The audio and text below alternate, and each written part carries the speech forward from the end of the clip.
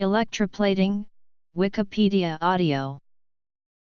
Electroplating is a process that uses electric current to reduce dissolved metal cations so that they form a thin coherent metal coating on an electrode. The term is also used for electrical oxidation of anions onto a solid substrate, as in the formation of silver chloride on silver wire to make silver/silver chloride electrodes. Electroplating is primarily used to change the surface properties of an object, but may also be used to build up thickness on undersized parts or to form objects by electroforming. The process used in electroplating is called electrodeposition. It is analogous to a galvanic cell acting in reverse.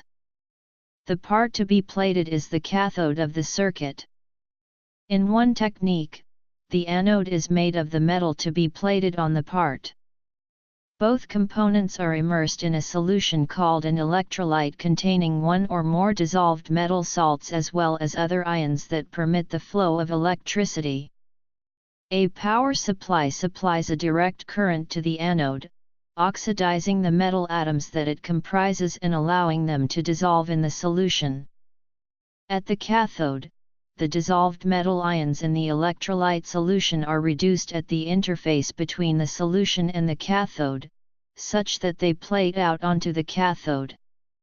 The rate at which the anode is dissolved is equal to the rate at which the cathode is plated, vis-a-vis the current through the circuit. In this manner, the ions in the electrolyte bath are continuously replenished by the anode. Other electroplating processes may use a non-consumable anode such as lead or carbon. In these techniques, ions of the metal to be plated must be periodically replenished in the bath as they are drawn out of the solution. The most common form of electroplating is used for creating coins, such as US pennies, which are made of zinc covered in a layer of copper. Process. The cations associate with the anions in the solution. These cations are reduced at the cathode to deposit in the metallic, zero valence state. For example, for copper plating, in an acid solution, copper is oxidized at the anode to Cu2+ by losing 2 electrons. The Cu2+ associates with the anion So2A, 4 in the solution to form copper sulfate. At the cathode, the Cu2+ is reduced to metallic copper by gaining 2 electrons. The result is the effective transfer of copper from the anode source to a plate covering the cathode. The plating is most commonly a single metallic element, not an alloy. However, some alloys can be electrodeposited, notably brass and solder. Many plating baths include cyanides of other metals in addition to cyanides of the metal to be deposited. These free cyanides facilitate anode corrosion, help to maintain a constant metal ion level and contribute to conductivity. Additionally, non-metal chemicals such as carbonates and phosphates may be added to increase conductivity. When plating is not desired on certain areas of the substrate, stop-offs are applied to prevent the bath from coming in contact with the substrate. Typical stop-offs include tape, foil, lacquers, and waxes. The ability of a plating to cover uniformly is called throwing power. The better the throwing power, the more uniform the coating. Initially, a special plating deposit called a strike or flash may be used to form a very thin plating with high quality and good adherence to the substrate. This serves as a foundation for subsequent plating processes. A strike uses a high current density in a bath with a low ion concentration. The process is slow, so more efficient plating processes are used once the desired strike thickness is obtained. The striking method is also used in combination with the plating of different metals. If it is desirable to plate one type of deposit onto a metal to improve corrosion resistance but this metal has inherently poor adhesion to the substrate, a strike can be first deposited that is compatible with both. One example of this situation is the poor adhesion of electrolytic nickel on zinc alloys, in which case a copper strike is used, which has good adherence to both. Electrochemical deposition is generally used for the growth of metals and conducting metal oxides because of the following advantages. The thickness and morphology of the nanostructure can be precisely controlled by adjusting the electrochemical parameters. Relatively uniform and compact deposits can be synthesized in template-based structures. Higher deposition rates are obtained, and the equipment is inexpensive due to the non-requirements of either a high vacuum or a high reaction temperature. A simple modification in the electroplating process is the pulse electroplating. This process involves the swift alternating of the potential or current between two different values resulting in a series of pulses of equal amplitude, duration, and polarity, separated by zero current. By changing the pulse amplitude and width, it is possible to change the deposited film's composition and thickness. Strike. The experimental parameters of pulse electroplating usually consist of peak current/potential, duty cycle, frequency and effective current/potential. Peak current/potential is the maximum setting of electroplating current or potential. Duty cycle is the effective portion of time in certain electroplating period with the current or potential applied. The effective current/potential is calculated by multiplying the duty cycle and peak value of current or potential. Pulse electroplating could help to improve the quality of electroplated film and release the internal stress built-up during fast deposition process. Combination of the short duty cycle and high frequency could decrease the surface cracks. However, in order to maintain the constant effective current or potential, a high-performance power supply may be required to provide high peak current/potential and fast switch. Another common problem of pulse electroplating is that the anode material could get plated and contaminated during the reverse electroplating, especially for the high-cost, inert electrode like platinum. Other factors that could affect the pulse electroplating include temperature, anode to cathode gap, and stirring. Sometimes the pulse electroplating can be performed in heated electroplating bath to increase the depositing rate since the rate of almost all the chemical reaction increases exponentially with temperature per Arrhenius' law. The anode to cathode gap is related to the current distribution between anode and cathode. Small gap to sample area ratio may cause uneven distribution of current and affect the surface topology of plated sample. Stirring may increase the transfer/diffusion rate of metal ions from bulk solution to the electrode surface. Stirring setting varies for different metal electroplating processes. A closely related process is brush electroplating, in which localized areas or entire items are plated using a brush saturated with plating solution.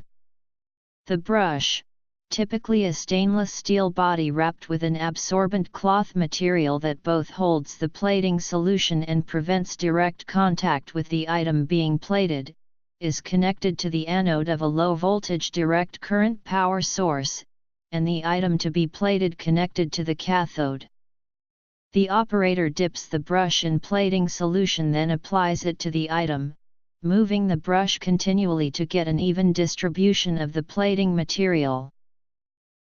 Brush electroplating has several advantages over tank plating, including portability, ability to plate items that for some reason cannot be tank plated, low or no masking requirements, and comparatively low plating solution volume requirements.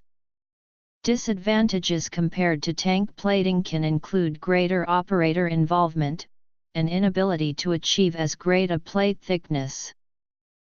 Usually an electrolytic cell is used for electrodeposition. In contrast, an electroless deposition process uses only one electrode and no external source of electric current. However, the solution for the electroless process needs to contain a reducing agent so that the electrode reaction has the form. In principle, any hydrogen-based reducing agent can be used, although the redox potential of the reducing half cell must be high enough to overcome the energy barriers inherent in liquid chemistry. Electroless nickel plating uses hypophosphite as the reducer, while plating of other metals like silver, gold, and copper typically use low molecular weight aldehydes.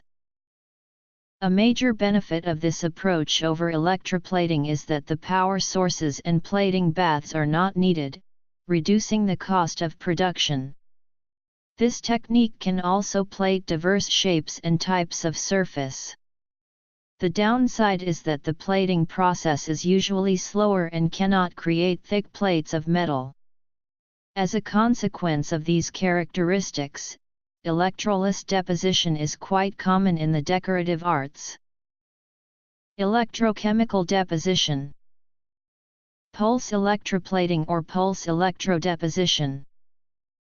Cleanliness is essential to successful electroplating, since molecular layers of oil can prevent adhesion of the coating. ASTM B322 is a standard guide for cleaning metals prior to electroplating. Cleaning processes include solvent cleaning, hot alkaline detergent cleaning, electrocleaning, and acid treatment, etc.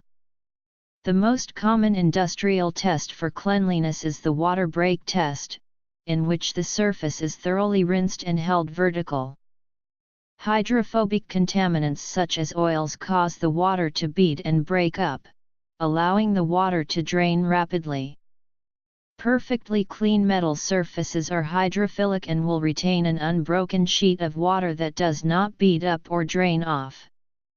ASTM F22 describes a version of this test. This test does not detect hydrophilic contaminants, but the electroplating process can displace these easily since the solutions are water-based. Surfactants such as soap reduce the sensitivity of the test and must be thoroughly rinsed off. Brush electroplating. Electroless deposition. Cleanliness. Effects. History. Electroplating changes the chemical, physical, and mechanical properties of the workpiece. An example of a chemical change is when nickel plating improves corrosion resistance.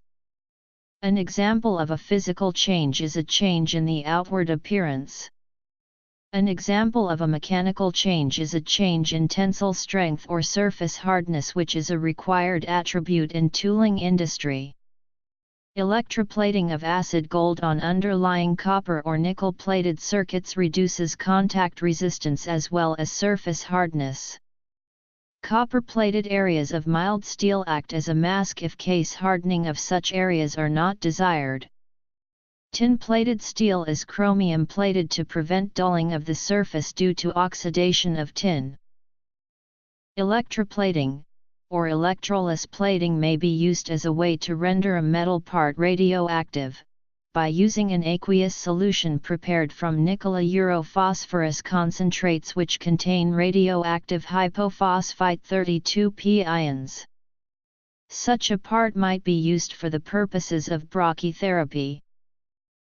Modern electrochemistry was invented by Italian chemist Luigi Valentino Brugnatelli in 1805.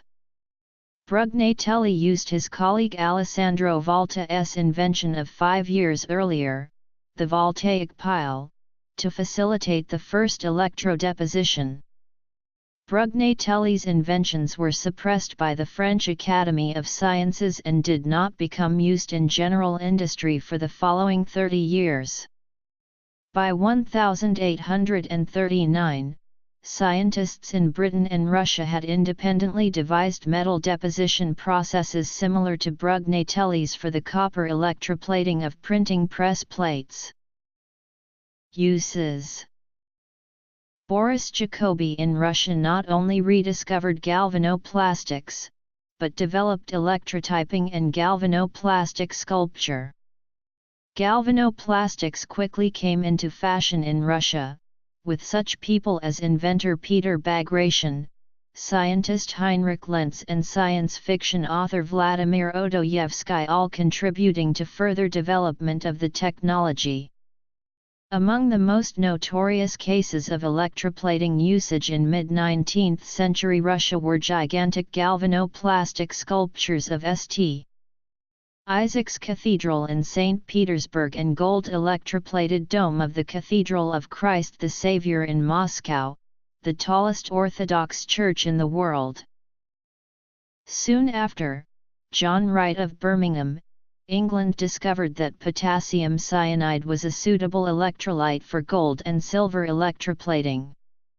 Wright's associates, George Elkington and Henry Elkington, were awarded the first patents for electroplating in 1840. These two then founded the electroplating industry in Birmingham, from where it spread around the world. The Woolrich electrical generator of 1844, now in think tank, Birmingham Science Museum, is the earliest electrical generator used in an industrial process. It was used by Elkingtons. The Norddeutsche Affinery in Hamburg was the first modern electroplating plant, starting its production in 1876. As the science of electrochemistry grew, its relationship to the electroplating process became understood and other types of non-decorative metal electroplating processes were developed. Commercial electroplating of nickel, brass, tin, and zinc were developed by the 1850s.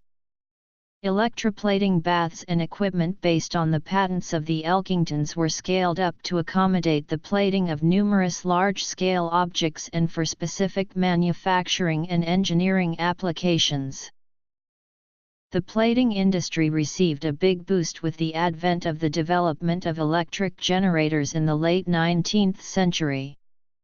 With the higher currents available, metal machine components, hardware, and automotive parts requiring corrosion protection and enhanced wear properties, along with better appearance, could be processed in bulk. The two world wars and the growing aviation industry gave impetus to further developments and refinements, including such processes as hard chromium plating, bronze alloy plating, sulfamati nickel plating, along with numerous other plating processes. Plating equipment evolved from manually operated tar-lined wooden tanks to automated equipment, capable of processing thousands of kilograms per hour of parts. One of the American physicist Richard Feynman's first projects was to develop technology for electroplating metal onto plastic. Feynman developed the original idea of his friend into a successful invention, allowing his employer to keep commercial promises he had made but could not have fulfilled otherwise. Whole cell electroplating is widely used in various industries for coating metal objects with a thin layer of a different metal. The layer of metal deposited has some desired property, which the metal of the object lacks. For example, chromium plating is done on many objects such as car parts, bath taps, kitchen gas burners, wheel rims and many others for the fact that chromium is very corrosion resistant, and thus prolongs the life of the parts. It is also used in making expensive jewelry. The whole cell is a type of test cell used to qualitatively check the condition of an electroplating bath. It allows for optimization for current density range, optimization of additive concentration, recognition of impurity effects and indication of macro throwing power capability. The whole cell replicates the plating bath on a lab scale. It is filled with a sample of the plating solution, an appropriate anode which is connected to a rectifier. The work is replaced with a whole cell test panel that will be plated to show the health of the bath. Haringa Eurobloom cell. The whole cell is a trapezoidal container that holds 267 ml of solution. This shape allows one to place the test panel on an angle to the anode. As a result, the deposit is plated at different current densities which can be measured with a whole cell ruler. The solution volume allows for a quantitative optimization of additive concentration. 1 gram addition to 267 ml is equivalent to 0.5 ounce/gal in the plating tank. The Haringa Eurobloom cell is used to determine the macro throwing power of a plating bath. The cell consists of 2 parallel cathodes with a fixed anode in the middle. The cathodes are at distances from the anode in the ratio of 1:5. The macro throwing power is calculating from the thickness of plating at the 2 cathodes when a direct current is passed for a specific period of time. The cell is fabricated out of perspex or glass. Bibliography.